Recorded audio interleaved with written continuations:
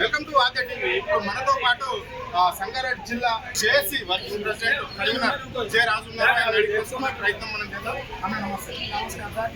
చెప్పండి, ఏంటి మరి ఈ సమ్మె ఈ రోజు బట్టి మీకు ఆల్రెడీ ప్రభుత్వం మరి ఎందుకు ఇంత అడావిడి చేస్తున్నారు? మొదటగా మీ మీడియా మిత్రులకు ధన్యవాదాలు సార్.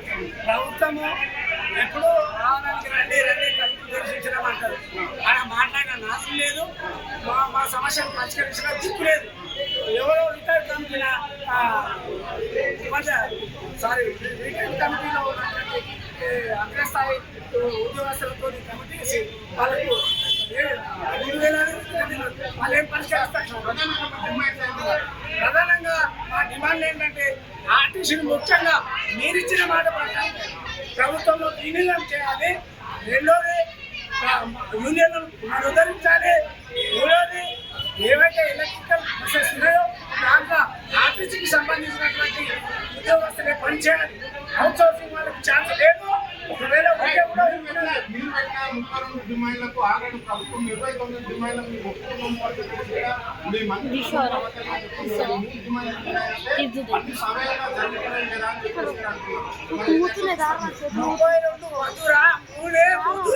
అనే నినాదంతో వస్తుంటే మీ చెవులు మీ కళ్ళు ఇంపైతలేదా సార్?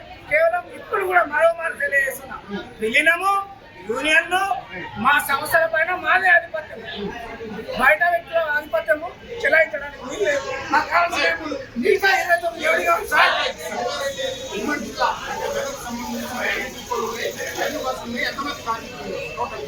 మెదక్ రీజన్లో టోటల్గా సుమారు 8 డిపోలు ఉంటాయి సార్. డిపోకు సుమారు 100 బస్సులు ఉంటాయి. 700 బస్సులు లెక్కేసుకోండి.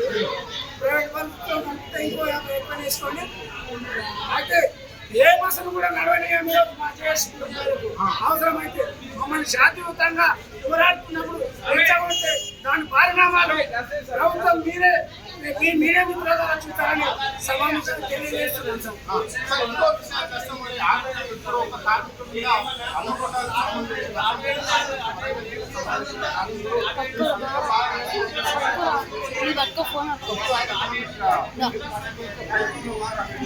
ఖచ్చితంగా నిరసన తెలియజేస్తాం. అదే అయితే ఈ మీడియా వేదికల మిత్రుల ప్రాణం చాలా విలువైనదే. అవసరమైతే తెగించి పోరాడి కొట్లాడతాం కానీ ప్రాణత్యాగానికి వెళ్ళకండి. ప్రాణత్యాగం ఎప్పుడు కూడా పరిష్కారం కాదు.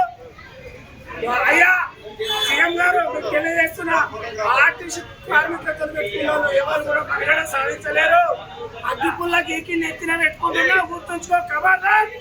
ఇప్పుడు బీఆర్ఎస్ పార్టీ చేపిస్తుంది అని చెప్పేసి శాఖకు సంబంధించిన మంత్రిగా చెప్పడం అనేది జరిగింది. అది బీఆర్ఎస్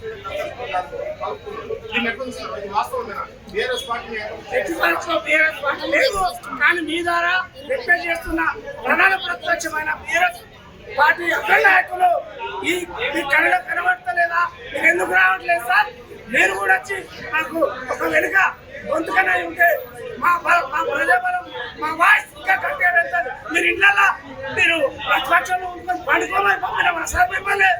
చెప్పండి,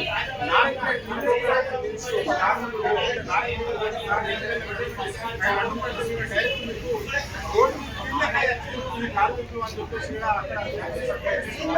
మీరు ఎట్లా చూస్తారు?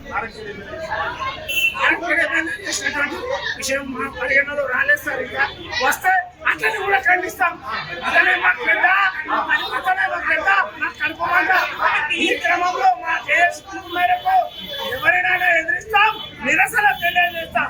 సిద్ధం సంరక్షిద్దాం. నిన్న మనం చూసినట్ల నర్సంపేటకు సంబంధించిన కార్మికులు చనిపోవడం అనేది దాన్ని తీవ్రంగా ఖండిస్తున్నాం. ఇదంతా పాపం అంతా ప్రభుత్వం అనేది అని చెప్పేసి కూడా మనం ఖచ్చితంగా చెప్పడం ప్రభుత్వమే. మాకు 32 హామీలు మేము పెడుతుంటే మాకు 3 ముప్పు అనే విధంగా మాకు కంపల్సరిగా మాకు యూనియన్లు ఉండాలి, కంపల్సరిగా ప్రైవేట్ బస్సులలో కేవలం మేము మాత్రమే పనిచేయాలి అని చెప్పేసి వాళ్ళు చెప్తున్నారు. సో మాకు ప్రభుత్వంలో విలీనం చేయాలి, ఈ 3 మాకు ముఖ్యమైన అంశాలు అని చెప్పేసి చెప్పడం అనేది జరిగింది. సో ఇక్కడ కొంతమంది మాత్రం కాంగ్రెస్ పార్టీకి సంబంధించిన నాయకులు కావాలని ఆర్టీసీ సమ్మెను ప్రభుత్వం పట్టించే ప్రయత్నం మనం చేస్తున్నారు. అదేవిధంగా నారాయణఖేడ్ల సంబంధించి నారాయణఖేడ్ శాసనసభ్యులు సంజీవారెడ్డి గారు చేసిన వ్యాఖ్యలు తీవ్రంగా ఖండిస్తున్నాం. ఆయన పోయే రూటు చాలా డిపోలు ఉంటాయి, అడుగడుగున అడ్డుపడవలసిన పరిస్థితి వస్తుంది. సంజీవ్ రెడ్డికి ఇలాంటి వ్యాఖ్యలు చేయద్దు, సరైనవి కాదు.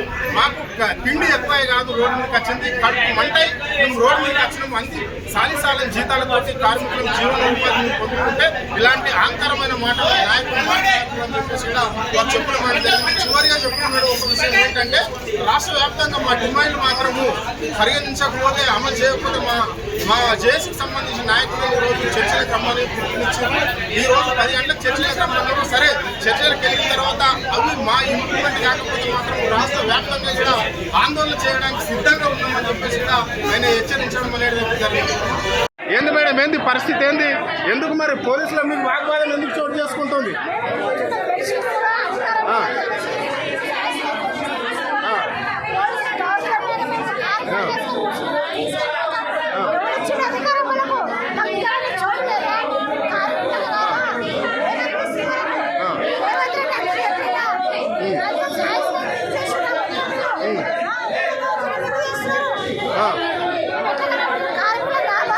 ఆల్రెడీ ఈరోజు ప్రభుత్వం మిమ్మల్ని చర్చలకు కూడా రమ్మని పిలిచింది కదా.